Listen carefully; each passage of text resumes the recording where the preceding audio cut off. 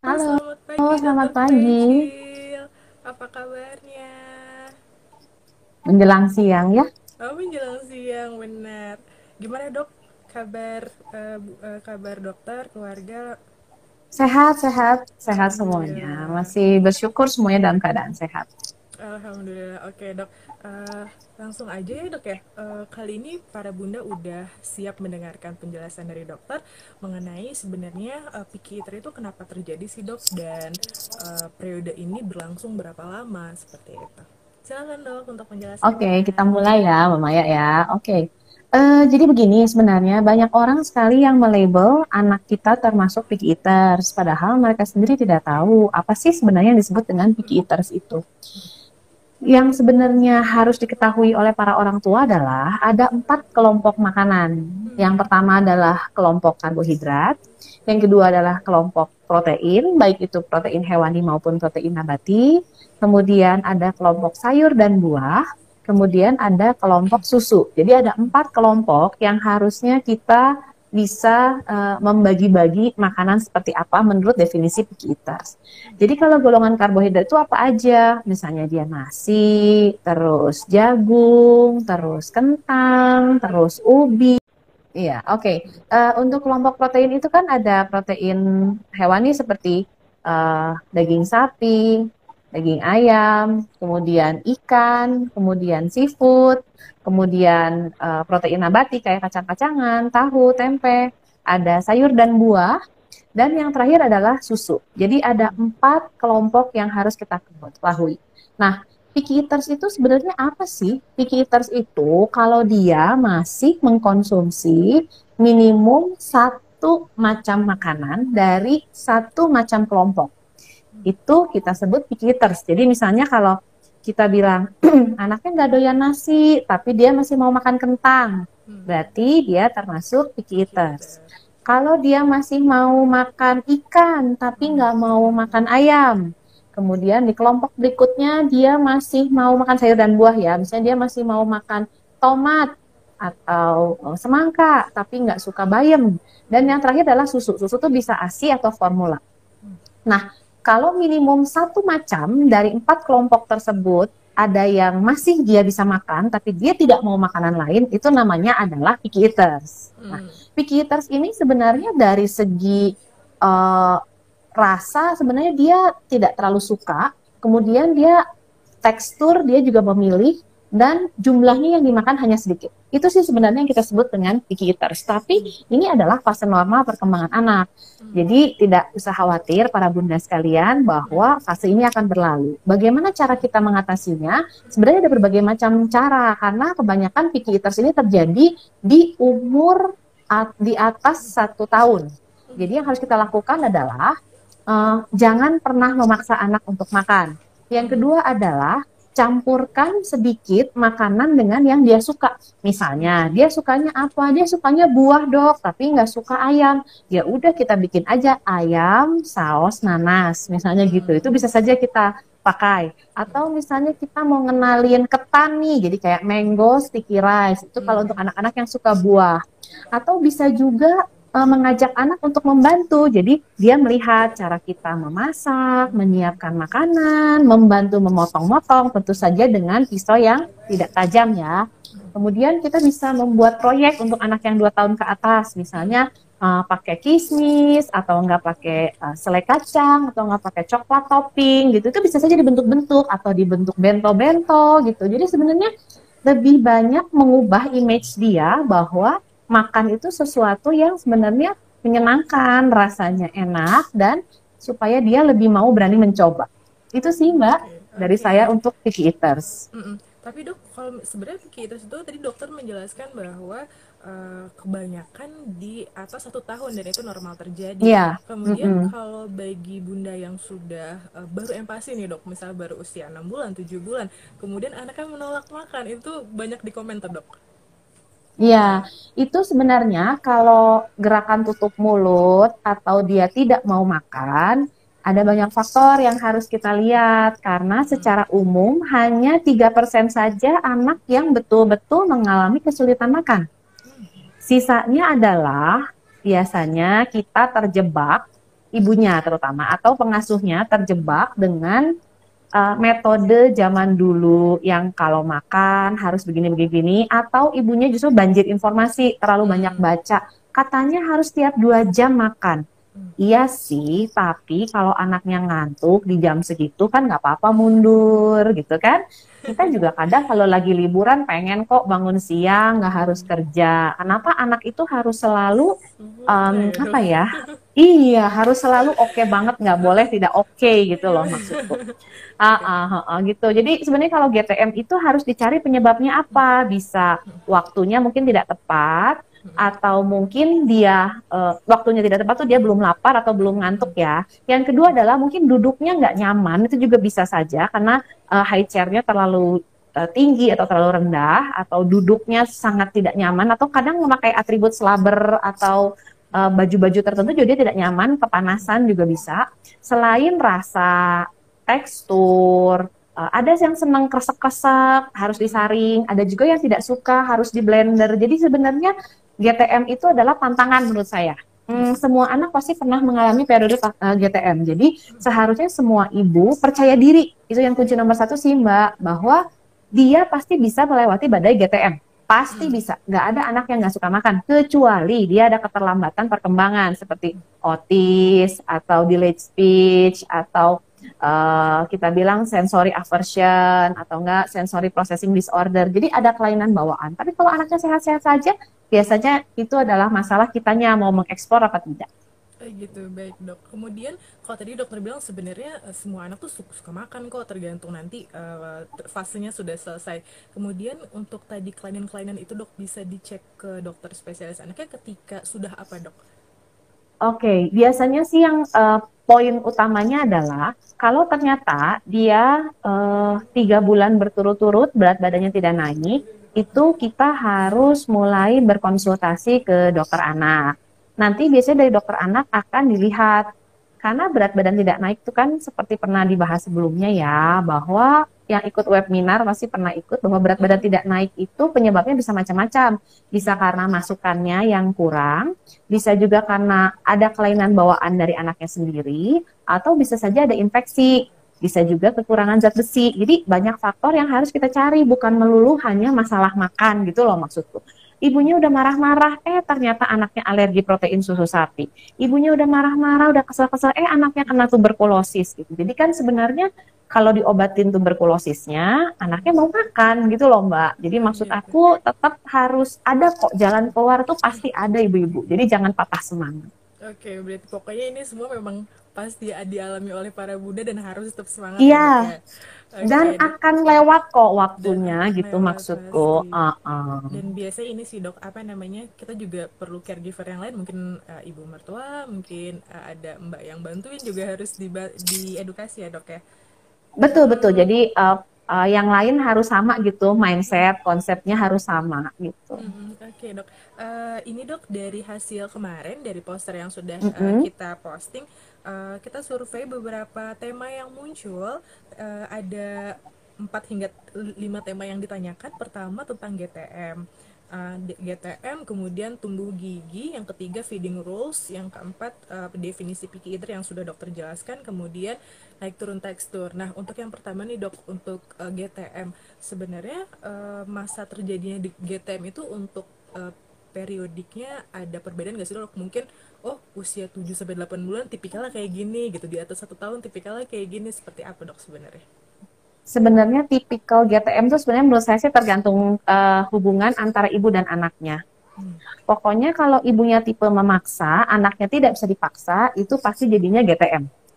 Tapi kalau anaknya tipe-tipe yang pasrah, mangap-mangap aja gitu, ya nggak akan terjadi GTM. Atau ibunya yang tipenya nggak terlalu khawatiran gitu, anaknya juga jarang GTM sih ibu. Walaupun kadang-kadang memang ada lah waktu-waktu anak tuh ya adalah kayak misalnya salah satunya adalah tumbuh gigi, itu pasti dia nafsu makannya agak kurang. Atau misalnya pada saat dia sakit gitu, pasti itu juga wajar dia untuk mengalami gerakan tutup mulut. Tapi menurut saya sih waktu yang tepatnya kapan, itu bisa terjadi kapanpun, bisa terjadi dari 6 bulan, tapi rata-rata mulai GTM itu di umur 8-9 bulan. Saat anaknya sudah mulai menunjukkan keinginan. Dia sudah ingin jalan, dipaksa duduk. Dia sudah pengen finger food, takut keselak. dia sudah pengen turun di atas 1 tahun, punya keinginan, tetap ibunya tidak mengerti gitu keinginan anaknya seperti apa. Biasanya sih bentrok terjadi karena yaitu hubungan antara pengasuh dengan anaknya yang tidak sinkron menurut aku. Ya GTM tuh sama kayak kita cekcok lah atau konflik dengan suami. Ya tapi pasti ada jalan keluarnya kok. Masih ada jalan keluar ya dok ya. Ini nih, dok, keseringan kalau kalau GTM itu kan bunda-bunda di sini merasa bahwa ada PR untuk naikin berat badan dedeknya. Nah sebenarnya kalau dia lagi GTM gitu, ada kekhawatiran bunda eh, apa namanya kekurangan gizi yang dibutuhkan oleh anak. Nah sebenarnya makanan-makanan apa sih dok yang bisa menjadi pengganti yang tepat ketika anak GTM? Iya, jadi sebenarnya superfood itu hanya ASI. Tidak ada Hmm. superfood lain yang bisa menggantikan posisi ASI. Jadi kalau GTM sebenarnya way out-nya bukan mencari makanan apa yang memang bisa menyelesaikan semua masalah, tapi lebih ke arah kenapa dia bisa GTM. Kalau masalah GTM-nya karena memang dia ternyata picky eaters, artinya kita harus memperkenalkan makanan-makanan baru gitu. Kalau memang GTM-nya karena dia memang salah di jadwal, ya berarti benerin jadwalnya gitu loh Mbak sebenarnya. Hmm, gitu. Tapi kalau untuk masalah menaikkan berat badan, itu lebih ke arah bagaimana mengubah suatu makanan menjadi yang kalorinya lebih tinggi. Ini biasanya kita PR untuk anak yang small eater. Small eater itu dia makan hanya sedikit, jadi lambungnya kecil. Nanti dia harus makan lebih sering dengan kalori yang lebih tinggi. Kalori yang lebih tinggi itu dengan apa? Misalnya dengan menambahkan gula, atau dengan menambahkan minyak dari cara memasaknya. Tapi balik lagi, kebanyakan gula juga tidak baik kan. Kebanyakan minyak juga tetap saja tidak dicerna gitu loh maksudku. Jadi ya carilah penyebabnya dan coba kita atasi satu persatu gitu. Sebenarnya sih itu Oke. sih PR dari saya. Jadi lebih bagi mencari apa sih sebabnya ya dok ya anak tuh nggak mau makan, Mm -mm, bukan mm -mm, bukan mm -mm. menjadi pengganti ini kira-kira mungkin seformula bisa menjadi jawaban, mungkin ini jawaban lah segala macam, tapi memang harus dicari sebabnya apa ya dok ya. Terus Iya, kemudian setuju banget.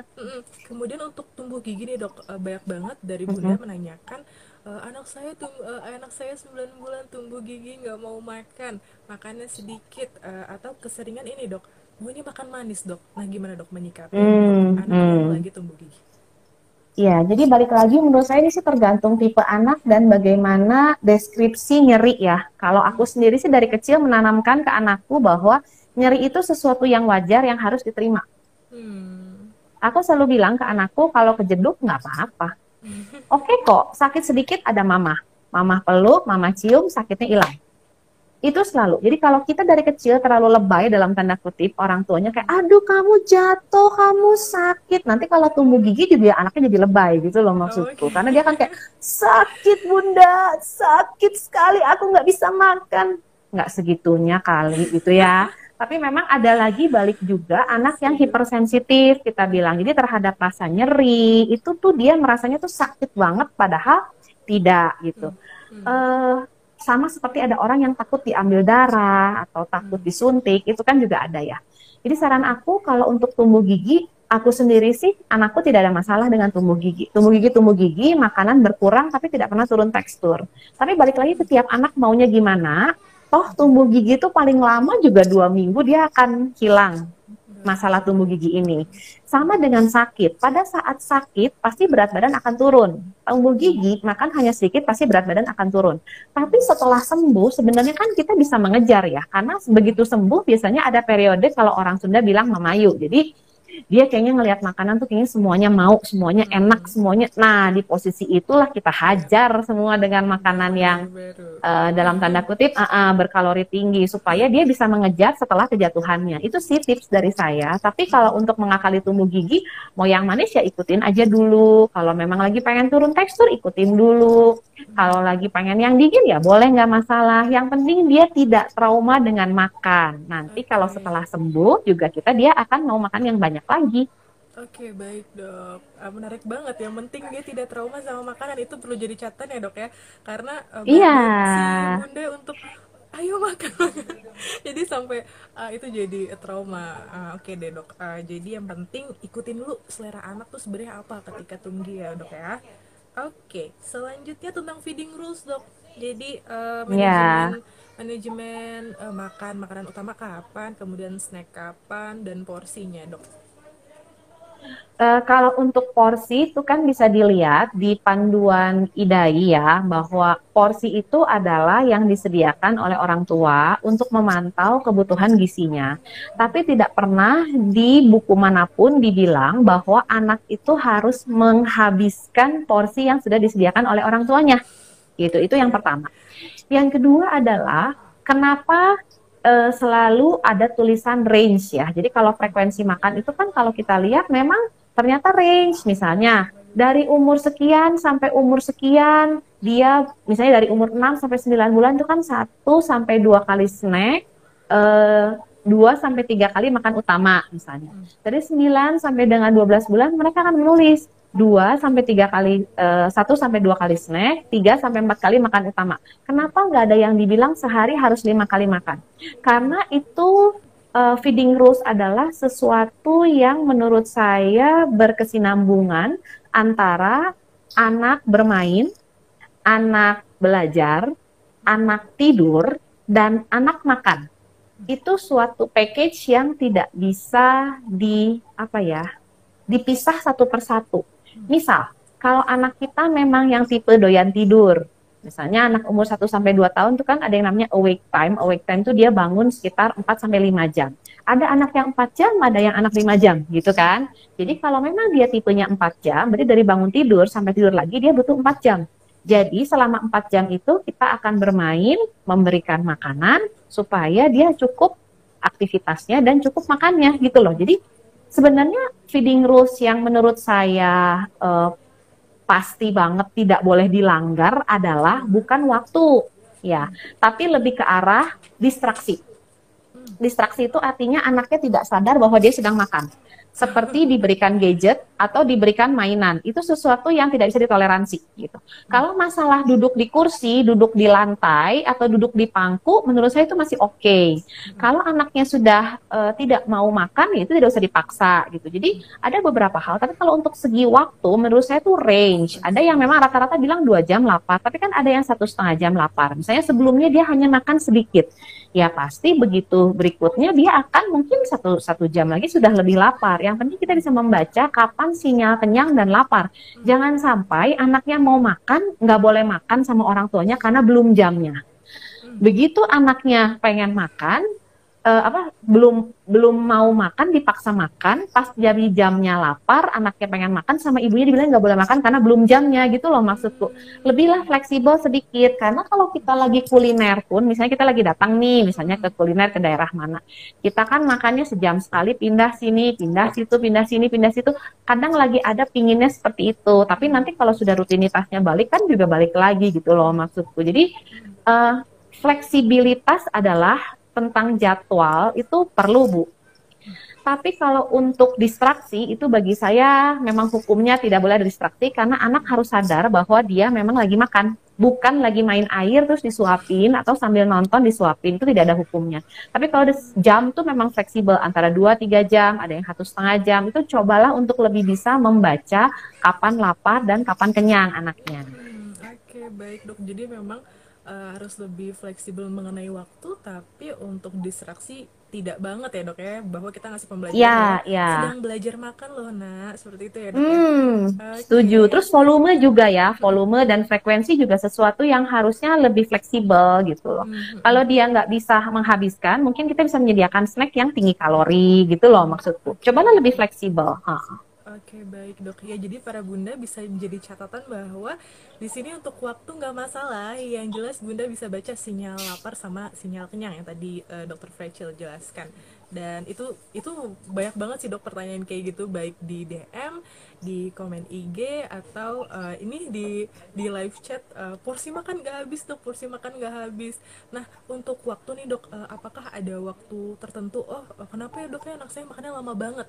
Apakah itu juga bukan suatu hal yang ini dok, suatu hal yang penting gitu, atau seperti apa? Ya, pada dasarnya tidak ada anak yang bisa duduk diam selama 30 menit.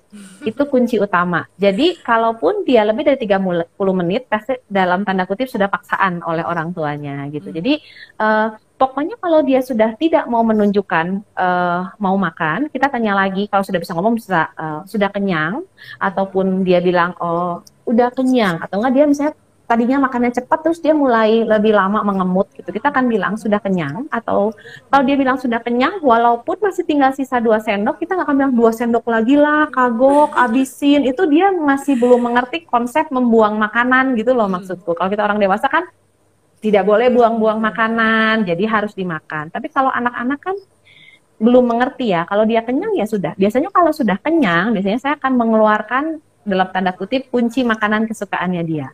Kalau saya keluarin tring, terus dia gini kayak mau itu. Jadi biasanya kita nunggu ya Bu. Bunda rata-rata kita tunggu kira-kira 15-20 menit gitu. Kita coba bujuk. Tapi kalau dia sudah tidak mau, bisa saya keluarin makanan yang dia suka. Anak saya tuh suka banget buah. Jadi kalau saya keluarin buah, dia tiba-tiba kayak mau. Terus makan buahnya banyak. Artinya sebenarnya dia masih lapar, tapi tidak suka dengan makanan yang kita kasih gitu loh. Cuma Oke. kan belum bisa ngomong. Jadi sebenarnya sih trik-trik seperti itu tuh saya dapat juga dari banyak belajar dari anak saya sendiri. Tidak ada di buku manapun gitu loh. Jadi cuma bunda-bunda sekarang tuh krisis percaya diri sih menurut saya Mbak Maya. Jadi mereka tidak yakin bisa mengurus anak dengan benar gitu. Padahal anak tuh dititipin ke orang tua yang pasti terbaik menurut Tuhan. Nggak mungkin salah pilih orang tua. Itu juga jadi catatan penting ya dok ya, bahwa sebenarnya ya kita belajar dari anak kita sendiri ya dok ya, untuk Betul. hmm, Apalagi anaknya kalau kembar beda tipe. Kakak sama adik beda tipe. Pasien saya tuh benar. udah anak 3. Tadi baru konsul tuh. Anaknya udah 3. Yang pertama, kedua gampang makan. Yang ketiga ibunya sampai udah mati gaya. Kayaknya ini anak kenapa? Ternyata anaknya lebih pintar dan lebih keras kepala. Jadi cara memberikan makannya tidak boleh ditipu. Tidak boleh ditipu-tipu lah gitu. Dia harus sadar penuh gitu. Dan setelah digituin anaknya mau makan kok. Oke, dan ya itu prinsip parenting juga ya dok ya, jangan pokoknya no tipu-tipu pada anak. Iya, betul. Karena kita Oke. juga tidak suka ditipu-tipu. Walaupun suami kita bilang daripada kamu marah, lebih baik aku tipu. Lah, mau gimana? White lies itu menurut aku Oke, tidak oke. tidak diterima. Tidak Mm-mm. diterima ya dok dalam konsep parenting. Oke dok, kita berlanjut ke ada 4 pertanyaan pilihan dari komen yang udah datang kemarin dok. Nah dari Bunda Ningrum, sebenarnya bakat Piki itu apakah diturunkan dari orang tuanya? Seperti itu dok pertanyaannya. Sebenarnya Piki itu tidak diturunkan, tetapi biasanya karena orang tuanya tidak suka makanan tertentu, makanan keluarganya memang jarang ada makanan yang tidak disukai gitu loh. Ah gitu. Dan kita harus tahu bahwa periode emas mengenal makanan itu antara 6 sampai 12 bulan. Jadi kalau dari 6 sampai dengan 12 bulan, kita hanya mengikuti buku-buku yang bilang, kan ada beberapa buku yang bilang misalnya 6 bulan hanya boleh makan ini, dan ini karena terlalu mengandung segala macam. 8 bulan hanya boleh sayuran ini, buah-buahan ini. Jadi dia terlalu terpaku seperti itu sampai nanti umur 1 tahun itu dia tidak akan mencoba begitu banyaknya makanan. Sehingga di atas 1 tahun, pada saat dia sudah bisa mulai menolak, anaknya akan masuk ke dalam fase picky eaters. Oleh sebab itu, walaupun orang tuanya tidak suka makanan tertentu, kita dari umur 6 bulan sampai 1 tahun itu memang harus memberikan makanan tersebut. Yang paling susah tuh kalau bapak ibunya dua-duanya nggak suka. Tapi kalau ibunya masih suka, atau bapaknya masih suka sih pasti lebih mudah, karena kan anaknya Ah melihat. gitu. Melihat Belajar itu kan perilaku orang proses tuanya ya melihat dok. dan mencontoh. Iya, betul. Jadi bukan genetik menurut saya, tapi lebih ke arah perilaku yang dicontohkan dan dilakukan berulang-ulang. Nah, kalau ibunya selalu bilang, ih nggak enak, ih bau, ih nggak doyan, atau nggak bapaknya kayak, aku nggak suka itu, ya mungkin itu tertanam di otak anaknya bahwa itu tidak enak, itu baunya nggak bagus gitu loh maksudku. Oke dok. Nah untuk selanjutnya dari Bunda Vira 93. Dok anak saya 7 bulan, kalau makan suka kayak pengen muntah gitu dan malah memang beneran muntah. Padahal baru makan sedikit, makanya suka GTM. Udah dibuat agak cair dan dikurangi porsinya, dan dikasih makan abis bangun tidur tetap aja begitu dok, nggak mau makan, maunya air putih aja gitu. Gitu. Kalau dikasih cairan dan air putih dia mau, tapi kalau kasih makan walaupun teksturnya turun dia juga tetap nggak mau dok. Dan bagaimana Oke, oke. solusinya? 7 bulan ya itu ya. 7 bulan ya. Sebenarnya sih kemarin juga ada pasien baru konsul ke aku, tapi dia baru awal MPASI sih. Dia bilang, dok, kenapa kalau anaknya buka mulut sendiri, masukin sendok sendiri, dia nggak pernah muntah. Jadi sebenarnya yang harus pernah di-challenge untuk anak umur 7 bulan itu coba berikan sendok ke tangan dia, kan makanan tuh teksturnya kental ya. Jadi kasih sendoknya yang memang nempel dengan makanan yang kental pure itu. Kalau memang dia tipe yang memegang dan memasukkan ke mulutnya serius, walaupun cemot, cemot, cemot, tapi dia tidak ada gag reflex, jadi tidak ada kayak gitu. Artinya mungkin cara kita memberikan makanan yang dengan menyodok gitu. Menyodok tuh artinya contohnya kalau kemarin tuh pasien aku memang ada yang konsul, karena kan aku kalau konsul tuh aku kebanyakan minta video sih, karena dengan video itu kadang melaporkan lebih dari sekedar apa yang dilaporkan oleh ibunya. Karena menurut saya ibu-ibu tuh kadang tidak melihat sudut-sudut yang mungkin dokter anaknya bisa lihat. Makanya aku selalu minta video sih. Jadi kalau dia memberikan makanan tuh kalau anaknya makan kan gini pasti nom nom nom, karena dia kan megangnya begini tuh ya, nom nom nom. Jadi dia tidak pernah menuang. Kalau ibunya ngasih makan itu begitu anaknya dia langsung jadi didorong ke atas supaya makanannya jatuh. Artinya dia belum bisa udah kayak, jadi artinya dia muntah gitu loh maksudku. Sebenarnya cuma sesepele itu sih. Terus saya bilang, Bu, coba sendoknya itu sejajar sama mulut, tidak boleh ngungkit ke atas. Nanti kalau udah videoin lagi. Terus ibunya melakukan hal tersebut.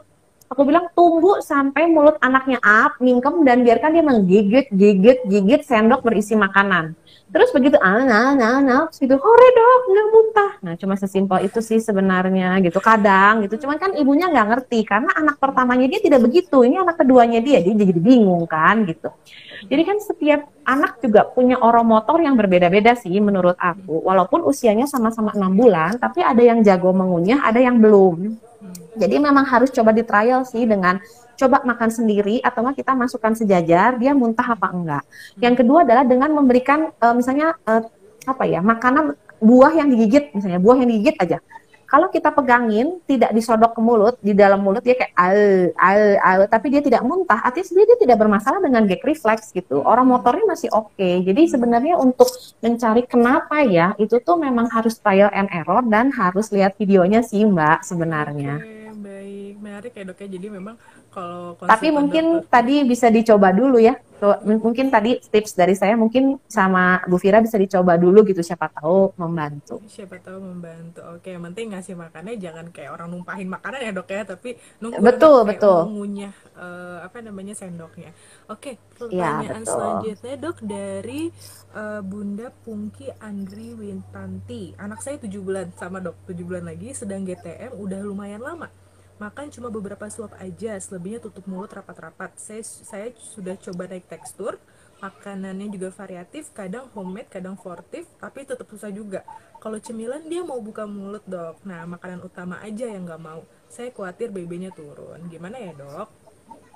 Mm-mm. Kalau cemilan mau, tapi makanan utama tidak mau, kadang saya tanya sih Bu, cemilan apa yang diberikan ke anak? Saya dia bilang, oh dok, kalau cemilannya kayak bangsa kue-kue, biskuit-biskuit bayi itu anaknya mau gitu. Mungkin dia lebih suka cemilan yang dia pegang sendiri, terus dia gigit. Jadi kita bilang sih aliran anak BLW gitu ya. Oh ya. Tapi balik lagi, ini anak sebenarnya tipenya seperti apa? Kalau kita BLW itu bukan selalu memberikan makanan geluntungan sih, tapi kalaupun kita memberikan bubur, asal dia kental, kita taruh ke tangannya dia pegang, dia masukin ke mulut sendiri, biasanya dia mau. Atau bisa juga kalau misalnya dia suka cemilannya misalnya kayak biskuit, coba tempe. Misalnya tempe kita goreng kering, kita patahin, kasihin ke mulut dia mau apa enggak? Atau dia pegang, dia gigit mau apa enggak? Kentang kita potong-potong lebih halus atau enggak kita bikin kayak keripik kentang gitu ya. Atau enggak kadang kita bikin roti tapi di toast gitu yang ukurannya agak bisa dia pas dia Kecil-kecil. gigit itu tuh dia mau apa enggak sih sebenarnya. Ya itu aku bilang kalau anak GTM semua makanan itu harus ada sesuatu sinyal ya, maksudnya ada sesuatu yang salah gitu. Tapi kalau dia mau snacking tidak mau makan utama, mungkin dia tidak suka dengan cara memberikan makanannya yang diaduk-aduk terlalu banyak, juga kadang anak tidak suka. Karena cemilan itu tidak pernah kita makan keripik, dalamnya dicampur antara sayur, kentang, dan itu tuh nggak pernah gitu. Jadi dia mungkin tipe yang lidahnya hanya menyukai satu rasa. Kalau anak yang suka yang seperti itu, nanti gizinya turun nggak dok? Enggak kok, kita tetap ngasih menu 4 bintang kok. Jadi misalnya dia makan kentang, udah selesai makan kentang, baru nanti kasih makan ayamnya atau ikannya, selesai makan ikannya, baru makan sayurnya. Itu ada anak yang seperti itu gitu loh Bu. Satu-satu Jadi makannya ya dok.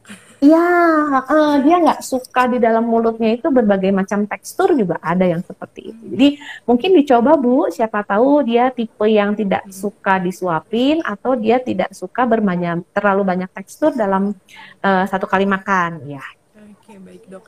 Terima kasih dok untuk jawabannya. Yang selanjutnya, tadi masih Bunda Pungki, ditambah anak saya nggak mau sufor dan nggak mau dot, maunya DBF aja dok, kayak gitu. mm-mm. Oh, kalau itu langsung saya acungin jempol, anaknya pinter. Menurut saya anakmu Pinter. pinter. Kenapa harus formula? Ibunya nggak pede nih. Oke. Eh, iya, Gimana jadi dok? formula itu adalah obat, Bu. Formula, saya bukan mengecilkan yang memberikan formula ya, tidak. Tapi formula itu adalah obat. Namanya adalah formula. Jadi dia hanya diberikan atas indikasi medis, bukan indikasi pencegahan. Misalnya gini, saya takut anaknya kurus, kasih formula aja gitu. Itu pencegahan namanya. Sama saya bilang gini, Bu, Panadol itu atau paracetamol itu obat penurun panas loh Bu, bukan obat mencegah panas. Nah, kalau ibu bilang, aduh saya takut panas dingin, saya minum dulu boleh apa enggak? Enggak kan, semua obat itu harus ada indikasi medis. Jadi susu juga sama, formula itu merupakan kita bilang harus ada indikasi medisnya gitu kalau kita mau nambahin susu tuh. Jadi jangan menambahkan masalah atau jangan mencari jalan keluar sesuatu yang akan menjadi masalah di kemudian hari. Itu prinsipnya sih. Jangan membabi buta memasukkan semua ke anak kita yang nanti akan menjadi masalah di kemudian harinya. Contoh, dot. Dot itu kan sesuatu yang tidak baik untuk rongga mulut. Nanti kalau ternyata dia dari kecil dipaksa pakai dot, nanti udah gedenya jadi tonggos tuh, jadi harus pakai behel. Belum nyopotin dot tuh susah, belum dia cara mengunyahnya nggak bagus. Jadi kalau anak yang nggak mau dot, menurut saya nggak masalah. Kenapa harus dikasih dot sih gitu? Even kita udah MPASI pun minum minum air putihnya nggak pernah pakai dot kok, pakai gelas, pakai cangkir, pakai sedotan. Itu tergantung anaknya suka yang mana menurut aku. Dan ya tadi aku bilang, jadi kalau mau memberikan formula ya konsultasikan dulu dengan dokter anaknya. Memang ini indikasi perlu diberikan apa enggak. Jangan sampai seperti pasien saya, ada yang datang umur 5 tahun, gendut anaknya, terus dok nggak doyan makan. Aku bilang, Bu, masa nggak doyan makan? Iya dok, nggak doyan makan. Aku bilang gini, pasti minum susu ya? Iya. Masih pakai dot di 5 tahun? Iya. Sehari berapa banyak? 2 liter.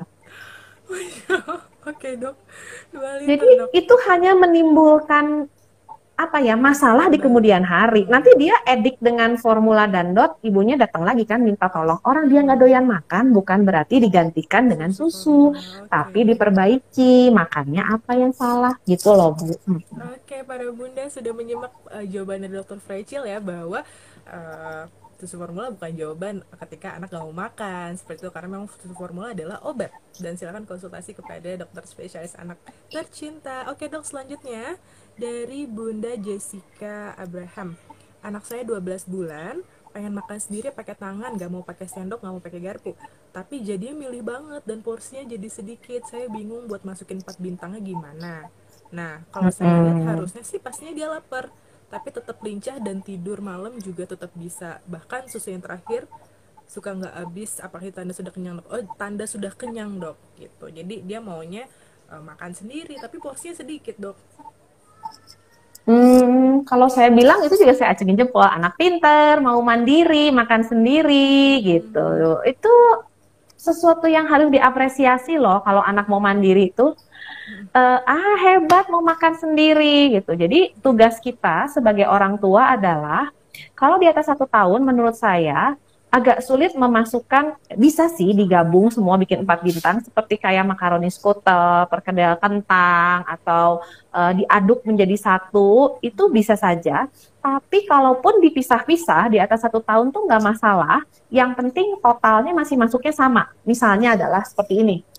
Anak saya tuh kalau pagi-pagi misalnya makannya cuma scramble egg atau enggak telur rebus sama kentang goreng, misalnya seperti itu. Ya nggak masalah. Nanti siang akan saya kejar lagi, misalnya makannya adalah snacknya misalnya lemper daging gitu. Nanti makan utamanya baru saya kejar, misalnya ada makanan utama kayak ayam goreng dengan pasta, kemudian ada sayur tuh dengan buah. Itu nggak masalah kok Bu. Atau enggak nanti snackingnya baru kita makan bubur kacang ijo atau enggak tahu digado gitu. Menurut aku sih lebih fleksibel ya. Ngikutin aja anaknya, yang penting dalam satu hari dia memakan karbohidrat, protein hewani, protein nabati, dan serat, yaitu sayur dan buah. Untuk masalah misalnya dia nggak mau makan 4 bintang dalam satu kali makan, itu nggak masalah sih Bu, menurut aku. Nanti kalau dari cerita sih mungkin dia small eaters ya, jadi makannya sedikit, jadi dikasihnya lebih sering aja gitu, 2 jam sekali coba kasih makan, tapi berbeda-beda, atau enggak satu kali makan satu, nanti kalau udah kasih lagi. Yang penting tidak memberikan sendok ke anak umur 1 tahun. Kenapa? Karena sendok itu butuh gerakan menyendok, memasukkannya dengan memutar seperti ini, jadi rotating tangan, angle rotating, dan itu sulit gitu loh untuk Bagi anak umur anak. 1 tahun. Nah, artinya kalau kita kasih sendok dan dikasih makan nasi, iya awur-awuran lah kemana-mana, dan ibunya jadinya panik. Jadi mungkin yang bisa dikasih adalah mungkin kayak pasta, mie gitu, dia bisa makan sendiri dengan jumlah yang cukup kok sebenarnya. Atau ya kasih ayam, dia bisa gigit-gigit juga ayam, atau enggak ya kasih bola-bola daging gitu. Jadi ya lebih fleksibel lah Oke. menunya. Oke dok, makasih untuk jawabannya. Berarti ini ya dok ya, untuk sebenarnya menu 4 bintang itu nggak sekali makan aja, tapi memang dikejar dalam waktu sehari itu, yang penting 4 bintangnya dapet gitu ya dok ya. Yes, itu untuk anak di atas 1 tahun yang memang kadang susah untuk satu kali makan 4 bintang gitu loh maksudku. Jadi yang harus kita kejar sebenarnya anak sampai 2 tahun pertama adalah protein hewani. Itu ada sesuatu yang wajib masuk. Beberapa orang tuh kayak nasi, nasi, dan nasi. Padahal nasi itu karbohidrat. Karbo. Jadi yang utama adalah protein hewani. Sayur, nasi, atau karbohidrat lain tuh iya perlu, tapi tetap protein hewani itu harus masuk gitu loh Bu. Jangan sampai nanti makan nasinya 1 centong, ikannya cuman kayak beberapa gerumpul-gerumpul gitu. Padahal yang kita kejar adalah protein hewani. Kenapa? Karena di protein hewani itu ada yang namanya asam amino esensial. Di mana kalau kita belajar di ilmu biokimia dulu itu, protein bisa dipecah menjadi karbohidrat dan bisa dipecah menjadi asam lemak. Asam lemak bisa dipecah, bisa dibuat menjadi karbohidrat, tapi tidak ada karbohidrat ataupun lemak yang bisa membentuk protein, gitu loh. Jadi protein adalah sesuatu yang esensial harus ada dalam makanan. Tapi cara memberikannya di atas 1 tahun itu sudah tricky gitu, karena anaknya udah maunya ini, maunya itu, sudah banyak maunya. Jadi cobalah untuk lebih fleksibel. Oke, selanjutnya dok, ada pertanyaan lagi dari mana ya?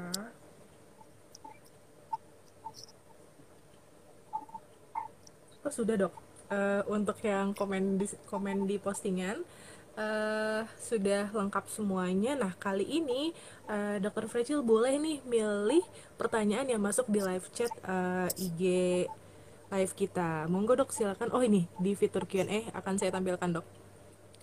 Nah ini dok Saya dari Bunda bingung. Stefani Kwok. Oke. Dok, kalau susu gimana? Anak saya umur 2 tahun ya, malam-malam masih minum susu 2 sampai 3 kali 240. Ini mah banyak banget, Bu. Malam aja 2 sampai 3 kali 240. Siang masih minum susu juga. Makan oke, nggak masalah. Minum susunya harus dikurangi. Yes. Hmm. Jawabannya sih sebenarnya, kalau botolnya dibuang, dia nggak akan minum sebanyak itu, Bu. Okay. Ini hanya edik. Jadi dalam tanda kutip dia menyukai botolnya gitu. Jadi menurut aku harus dikurangi. Susu tuh maksimal 400 sampai 500, nggak usah banyak-banyak. Utamakan makan saja. Dan dia kan kalau udah 2 tahun harusnya tidurnya bisa lebih panjang, masih bangun 4 kali gitu. Ya. Oke, dok, itu selanjutnya dari Bunda Jessica. Iya. Dok, kenapa anak saya 12 bulan cuma mau makan 10 menit pertama, lalu seterusnya mogok, padahal baru sedikit. Nggak apa-apa, Bu, kalau 10 menit cuman mau duduk, ya mungkin dia capek atau enggak dia tidak menemukan lagi tantangan. Karena anak itu pinter sih, jadi dia akan menemukan kayak, aduh udah bosen nih ini. Salah satu caranya adalah tadi saya bilang, jadi kenalin dulu proteinnya depan dia, setelah dia bosan keluarin lagi karbonya, itu dia akan ngulik lagi, makan lagi, dan jadi totalnya lebih lama gitu loh. Yang kedua adalah biasakan dia untuk aktivitas dulu supaya dia agak lelah. Setelah lelah dia akan duduk lebih lama karena kakinya capek dan akan konsentrasi makan. Mungkin tadi itu ya jawabannya. Oke dok, selanjutnya dari Bunda Selanjutnya Syazima. Syashima. Oke. Bagaimana menyikapi anak yang hanya mau sportif ya dok? Kalau dikenalkan makanan keluarga hanya sedikit. Harusnya sih Bu, kalau anak yang hanya mau fortifikasi, dia bermasalah dengan mungkin tekstur, bisa juga dengan rasa sih Bu. Kalau saya boleh tahu sih sebenarnya, apa yang menyebabkan ibunya ngasih fortifikasi pertama kali? Itu sih sebenarnya pertanyaan saya. Karena kalau memang dilihat makanan fortif itu pasti gulanya cukup tinggi ya. Walaupun sudah disesuaikan dengan BP POM gitu. Gimana caranya supaya dia hanya mau makanan keluarga? Mungkin ibunya harus mencoba apa rasa fortifikasi yang dia suka. Kenapa menu keluarga dia tidak suka? Jadi kita harus mencoba makanan apa yang kita kasih ke dia. Dan yang kedua, ada beberapa cara juga, misalnya kita mencoba fortifikasi dicampur dengan makanan keluarga sedikit-sedikit gitu. Apakah dia mau apa tidak? Tapi balik lagi sih, kalau untuk masalah hanya mau fortif, aku sih sebenarnya lebih sering gini, coba Bu kirim videonya saat dia makan. Atau enggak, kalau aku minta ke tempat praktek tuh coba bawa menu makanannya. Nanti aku mau nyobain rasanya apa. Biasanya gitu sih. Nah, selanjutnya dok, dari Bunda siapa nih bacanya? Iya, aku juga bingung. Anak saya 16 year, 1 tahun 6 bulan kali. Iya Ya, kayaknya 16 tahun mah gede banget, 1 tahun 6 bulan kali. Kalau makan selalu hampir 1 jam. Tapi memang dia mau disuapin terus. Menurut saya sih harusnya dia sudah tidak mau makan. 1 jam tuh pasti dengan ngemut kok. Hmm, Karena kita juga nggak akan tahan lagi duduk 1 jam iya makan gitu. benar. Jadi sebaiknya kita cari kenapa dia kok makannya lama. Itu sih sebenarnya pertanyaan saya. Karena kalau memang dilihat makanan sportif itu pasti gulanya cukup tinggi ya. Walaupun sudah disesuaikan dengan BP POM gitu. Gimana caranya supaya dia hanya mau makanan keluarga? Mungkin ibunya harus mencoba apa rasa fortifikasi yang dia suka. Kenapa menu keluarga dia tidak suka? Jadi kita harus mencoba makanan apa yang kita kasih ke dia. Dan yang kedua, ada beberapa cara juga, misalnya kita mencoba fortifikasi dicampur dengan makanan keluarga sedikit-sedikit gitu. Apakah dia mau apa tidak? Tapi balik lagi sih, kalau untuk masalah hanya mau fortif, aku sih sebenarnya lebih sering gini, coba Bu kirim videonya saat dia makan. Atau enggak, kalau aku minta ke tempat praktek tuh coba bawa menu makanannya. Nanti aku mau nyobain rasanya apa. Biasanya gitu sih. Nah, selanjutnya dok, dari Bunda siapa nih bacanya? Iya, aku juga bingung. Anak saya 16 year, 1 tahun 6 bulan kali. Iya Ya, kayaknya 16 tahun mah gede banget, 1 tahun 6 bulan kali. Kalau makan selalu hampir 1 jam. Tapi memang dia mau disuapin terus. Menurut saya sih harusnya dia sudah tidak mau makan. 1 jam tuh pasti dengan ngemut kok. Hmm, Karena kita juga nggak akan tahan lagi duduk 1 jam iya makan gitu. benar. Jadi sebaiknya kita cari kenapa dia kok makannya lama. Apakah ngunyahnya lama, apakah diemut gitu loh. Atau ibunya suka marah-marah, jadi anaknya takut nggak berani bilang kenyang juga banyak loh. Oke dok, selanjutnya dok dari Bunda Yanti. Bagaimana menyiasati anak yang lebih suka buah-buahan? Oh ya, kalau ini sih anak saya banget tuh sangat suka sayur dan buah. Jadi kalau ada piring isinya sayur dan buah, yang dipegang duluan tuh hanya sayur dan buahnya. Sampai daun singkong juga dia makan loh, kayak di masakan Padang itu dia makan daun singkongnya doang sama timun gitu. Ayamnya kadang belakangan. Nah, caranya biasanya saya menyiasati dengan berikan dulu protein hewaninya. Jadi dia tidak punya pilihan. Kasih dulu protein hewaninya. Nanti kalau ternyata dia udah selesai makan protein hewani, saya keluarin karbonya. Kalau dia makannya sedikit juga, nah saya keluarin sayur sama buahnya terakhir. Jadi sayur sama buah hanya sebagai pelengkap, tidak di waktu snacking, hanya di waktu makan aja. Biasanya sih saya. Atau bisa juga kalau dia suka banget sayur dan buah, ya kita bikin saslik. Saslik tuh kayak sate gitu loh, yang tahu kan ada nanas, Iya ada daging, ada ya gitu. Dia kan kayak makannya ini tuh, makannya itu. Jadi beda-beda sih menurut saya. Tapi itu lucu aja melihat responnya dia seperti oke. itu. Oke, selanjutnya dok dari Bunda Oksinova. Oke, saya 19 bulan, anak saya 19 bulan, hamil 3 Tiga bulan. Kata bulan. bidan harus disapi pakai dot dan formula boleh dok. Sebenarnya gini loh Bu, kalau untuk nursing while pregnant, menyusui sambil hamil itu bukan berarti harus diputus ASI-nya, apalagi kalau anak kita di bawah 2 tahun. Yang harus dilihat adalah ada 3 syarat. Yang pertama adalah apakah kita pernah susah hamil atau infertil susah hamil. Kalau susah hamil memang biasanya anaknya disapih. Yang kedua adalah kalau memang pernah ada riwayat keguguran, berarti hati-hati anak yang kedua ini bisa keguguran. Jadi harus berkonsultasi dengan dokter anak. Dengan dokter kandungan. Yang ketiga adalah pantau kenaikan berat janin selama menyusui kakaknya. Banyak yang tandem nursing dan berhasil, Bu. Jadi jangan buru-buru memutuskan memberikan dot dan formula. Apalagi kalau anaknya pinter makan. Susu itu tidak wajib kok. Kenapa? Karena susu itu sebenarnya kan termasuk protein. Kalau dia bisa makan protein, nggak harus minum susu kok, nggak masalah. Yang dia butuh adalah ASI, bukan susunya. Karena di dalam susu itu tidak ada antibodi, tidak ada hormon, tidak ada segala macam, tapi proteinnya ada. Oke. Oke, lanjutnya Sel- ya. Selanjutnya dok. Dok, bagaimana jika anak saya maunya mangap terus? Berasa nggak tahu kenyang. Kalau saya mah alhamdulillah punya pasien begini. Selama mangap, hajar terus Bu, sampai dia mingkem. Nanti juga dia akan mingkem kok gitu. Menurut aku sih ya mungkin dia lapar, nggak masalah kok. Nanti kalau dia udah mingkem ya kita stop. Atau kalau dia udah kayak atau nggak dia gitu ya kita stop. Selama masih mangap, hajar terus Bu, nggak masalah. Oke dok, kita akan sisain 2 pertanyaan lagi ya dok ya. Nanti takutnya Instagramnya udah menutup IG live-nya. Oke dok, pertanyaan Iya, selanjutnya. oke. Iya, iya, iya. Bunda Anak Priska. saya umur 6 bulan, kadang masih suka disembur. Tergantung, Bu. Biasa disembur itu terjadi karena teksturnya terlalu cair sih. Jadi kalau dia cair, biasanya dia kan bu-bu. Dia suka bu-bu-bu gitu. Tapi kalau memang teksturnya agak kental dan tunggu dia kita masukin, dia akan up. Jarang sekali dia bu-bu gitu sih.